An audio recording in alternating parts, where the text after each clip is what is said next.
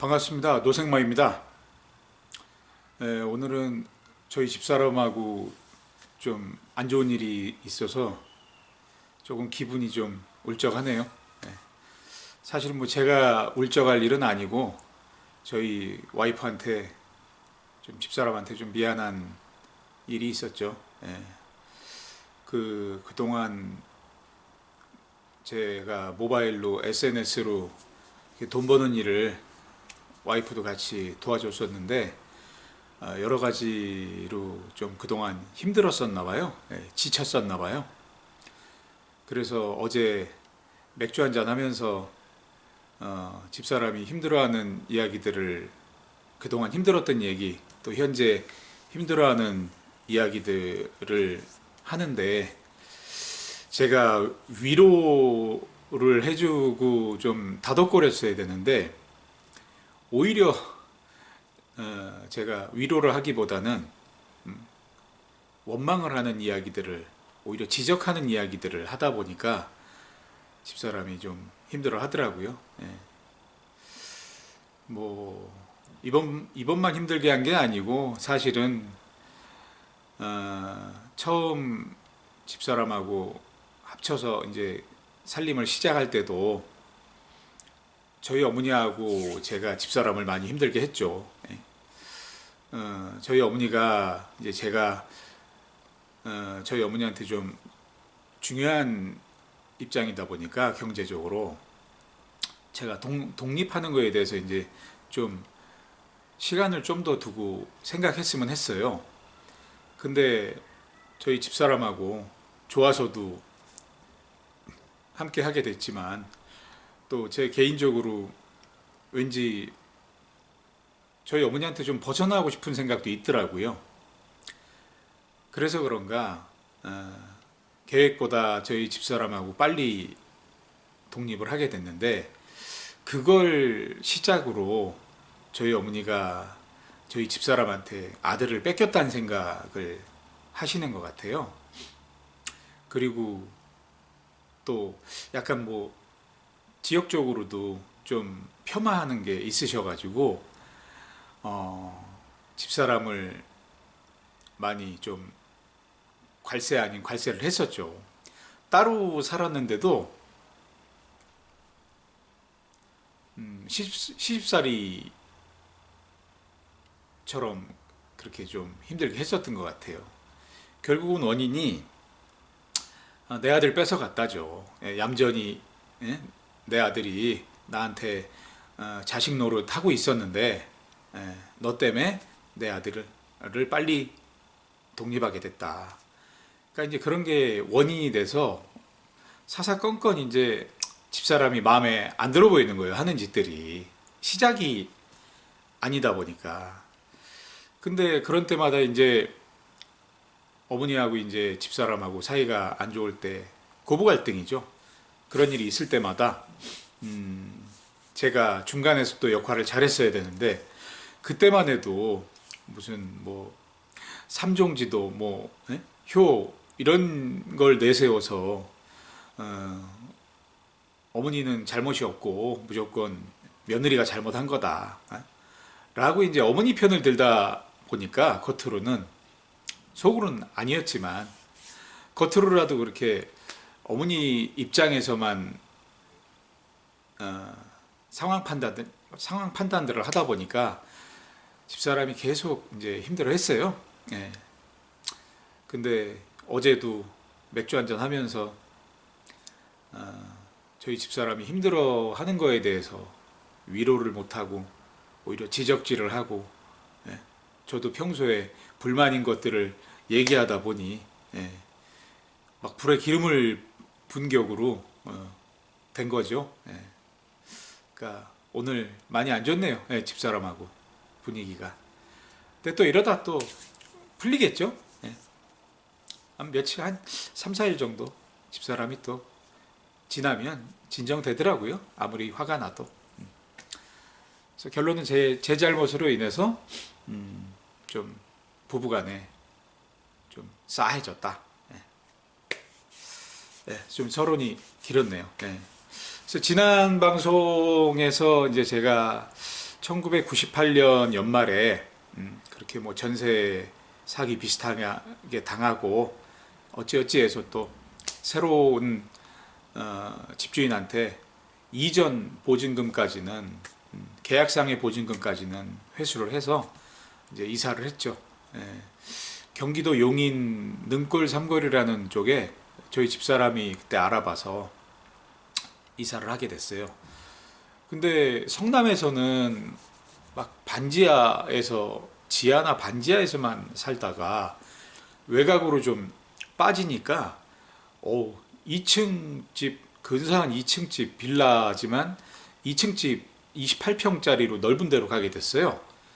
그때 전세가 거기가 98년도에 그 정도면은 한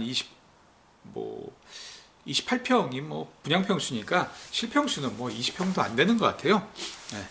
그런 곳으로 이사를 갔는데 깨끗하더라고요. 좋고 넓고 방도 3개고 그래서 되게 좋았네요. 예.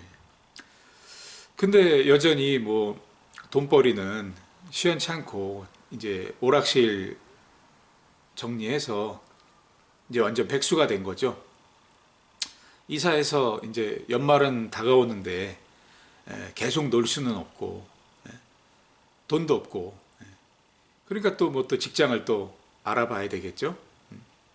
그래서 또 알아보게 된 게 알아보고 들어가게 된 게 생리대 회사였어요. 생리대 회사. 잠시만요.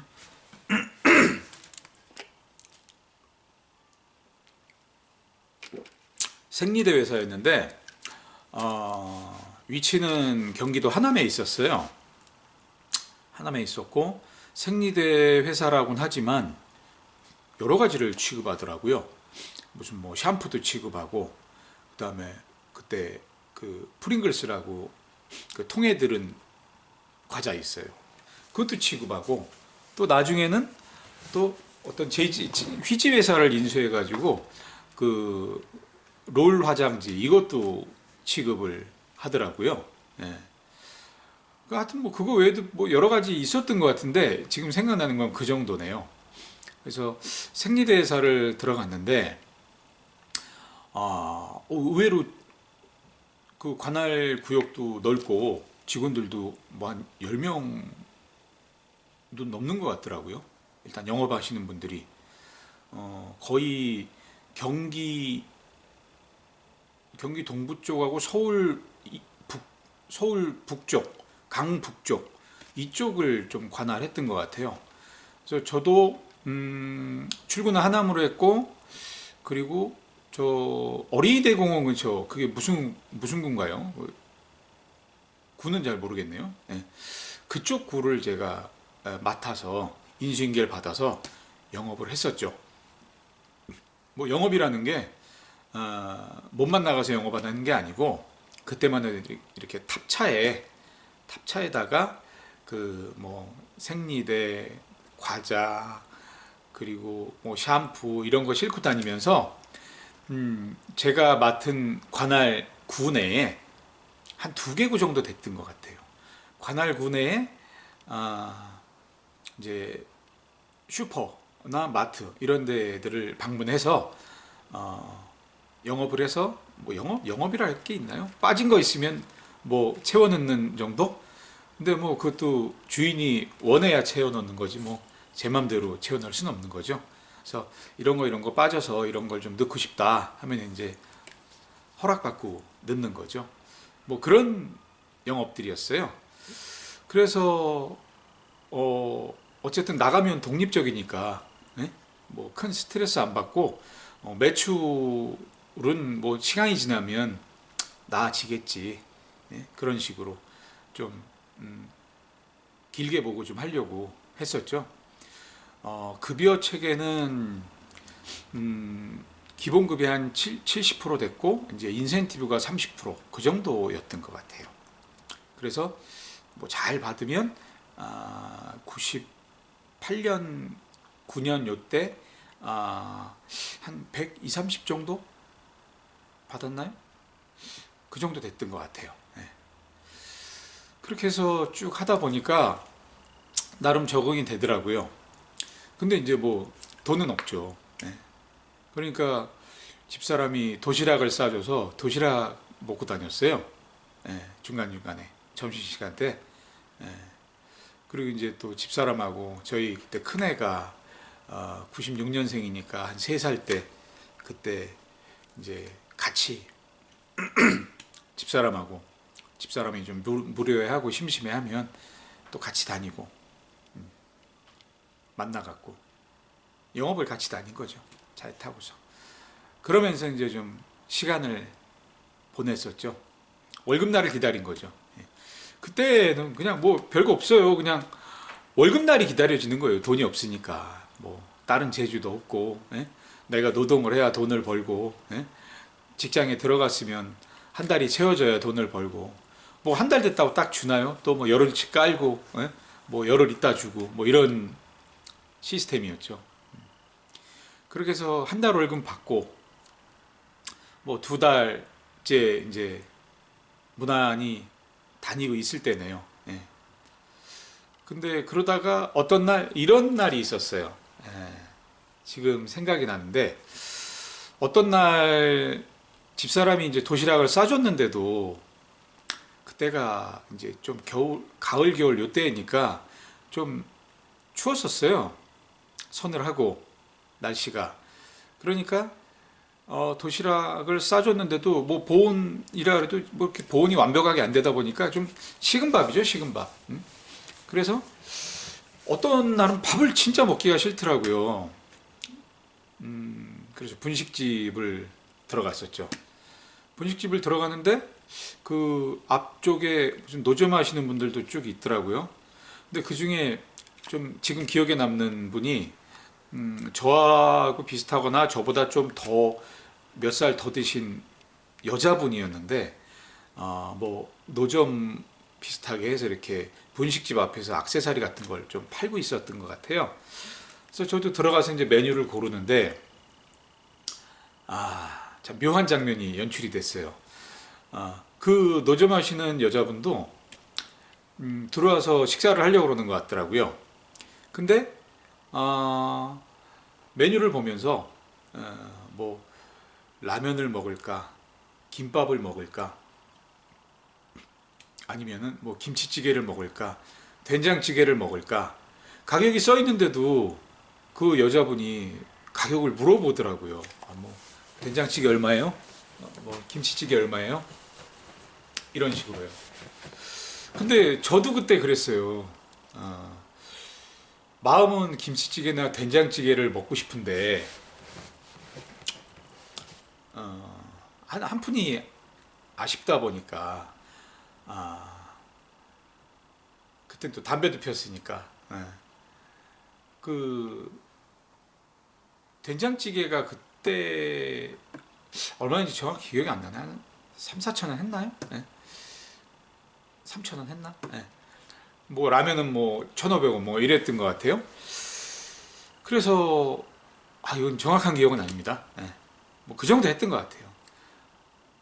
그래서 저한테 한 3천 원 있었는데 그걸 다 먹으면 이제 담배를 못 사 피는 거죠.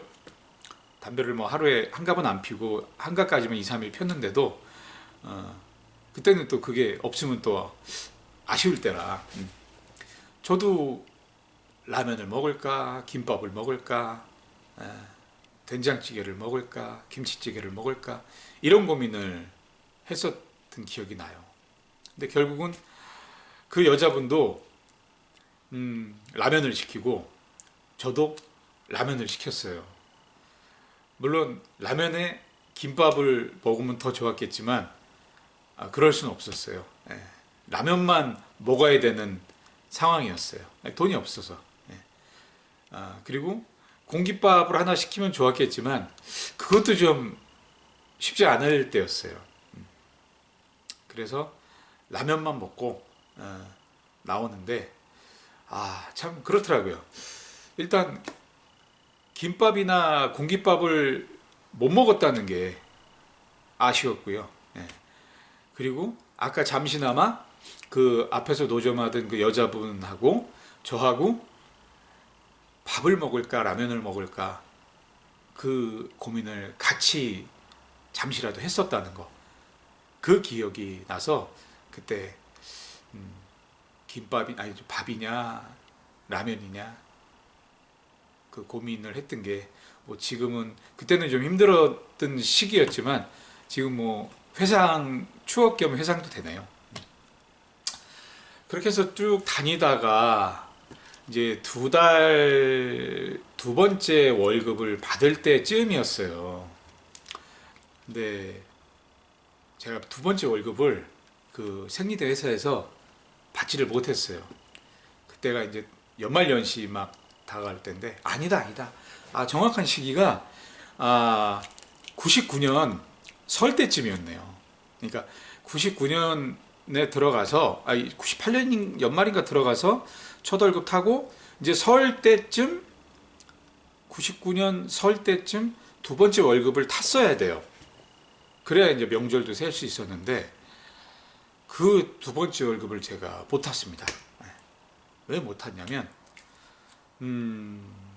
그런 일이 있었어요.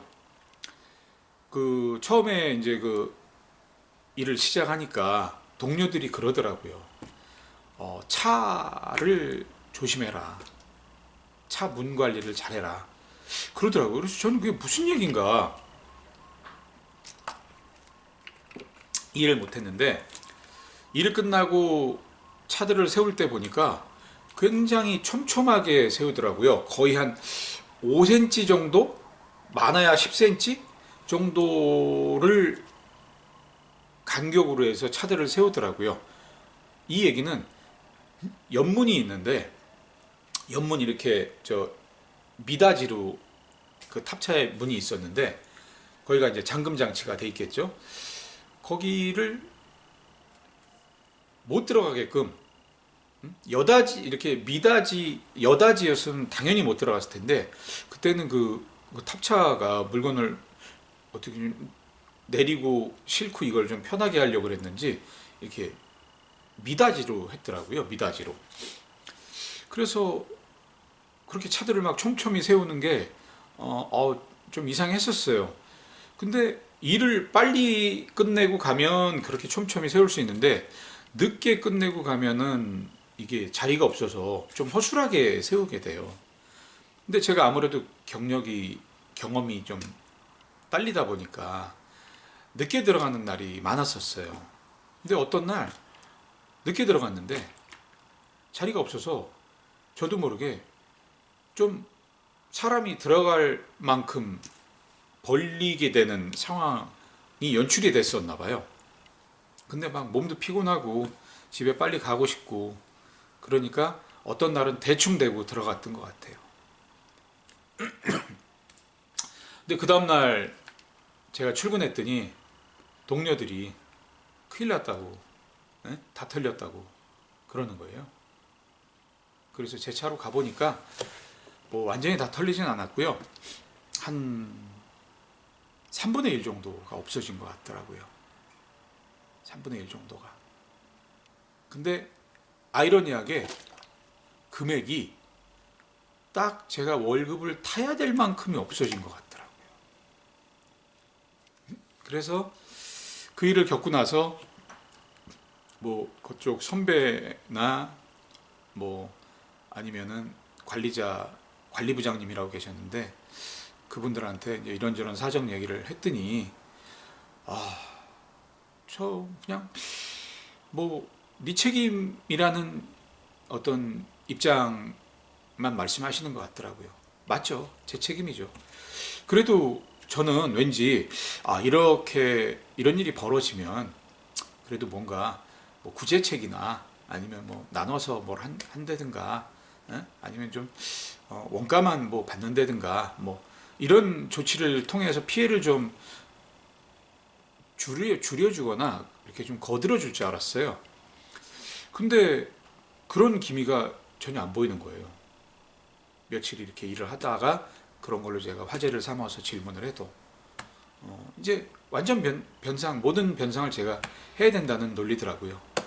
그 얘기를 딱 알게 되니까, 그런 입장을 이제 확실히 알게 되니까 다니기가 싫더라고요. 또 좀 실망도 되고. 그래서 그만두기로 했죠. 그만두기로 해서 나중에 그만두고 월급대가 딱 됐더니 정말 월급이 없더라고요. 제 월급이 뭐 예를 들어서 받을 게 100만 원이었다 그러면은 그 변상해야 될 게 한 110만 원 됐던 거예요. 그러니까 오히려 제가 내놔야 되는 입장이었죠. 근데 뭐 그만두고 났더니 뭐 그렇게 차이까지 받으려고 하진 않더라고요. 근데 월급을 못 탔잖아요. 그러니까 1999년, 이게 아까 몇 년이라 그랬나 제가. 1999년 설 때쯤 월급을 그래서 못 받게 됐어요. 아까 제가 연도를 제대로 얘기했나 모르겠네요. 1999년입니다. 그래서 집사람도 낙심하고 저도 그때는 부모님들한테, 장모님한테 뭘 해드렸는지 못 해드렸는지 기억도 안 나네요. 그때 굉장히 낙심해서 그런 일이 있었고, 또 하나 또 에피소드가 아니죠. 좀 부끄러운 일이죠. 그렇게 해서 그 생리대 회사를 그만두면서 저도 이제 누군가한테 인수인계를 해줬을 거 아니에요. 근데 어떤 분이 이제 인수인계 받으려고 또 취업이 되셨더라고요. 그래서 저는 그분한테 한 이틀에 걸쳐서 뭐 인수인계 해줬죠. 근데 인수인계 과정에 재고 파악을 하는 게 있어요. 재고를 이제 넘겨주는 거죠. 근데 제가 그때 너무나 이제 저도 이제 금전적으로 쫄리니까 나쁜 마음이 들더라고요. 인수인계를 할 때 그분이 좀 얼마 안 되셨고 좀 경험이 없으신 것 같아서 제가 인수인계를 속이려고 했어요. 재고 인수인계를. 그러니까 숫자 파악을 좀 부풀려서 하려고 했는데 그거를 이 친구가, 인수인계 받는 친구가 눈치를 챈 거예요. 그러니까 이상하게 물건도 잊어먹고 그만두면서 그렇게 또 인수인계도 후임자한테 재고 파악도 속이려고 그랬다는 사람으로 이제 이미지가 박히게 되니까 정말 얼굴을 못 들겠더라고요. 이런 얘기도 하더라고요.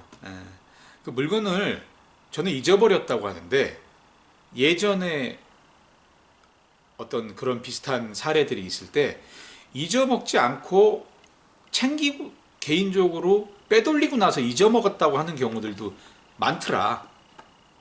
그런 얘기를 하면서 제가 물건을 분실한, 도난당한 거에 대해서 오히려 제가 물건을 빼돌리고 도난당했다고 하는 사람으로 오해를 받기도 했었어요. 이런 얘기를 그 당시 관리부장님이라는 분이 저한테 하실 때 굉장히 좀 섭섭하더라고요. 어쩌면 정말 냉정한 사회 시스템을 그때 비로소 좀 첫 맛을 본 거죠. 그렇게 저한테는 1999년 시작이 물건을 도난당해서 월급도 못 받고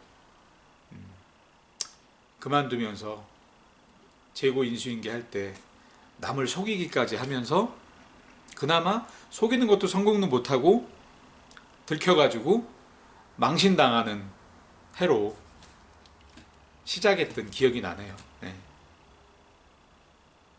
오늘은 여기까지 하고요.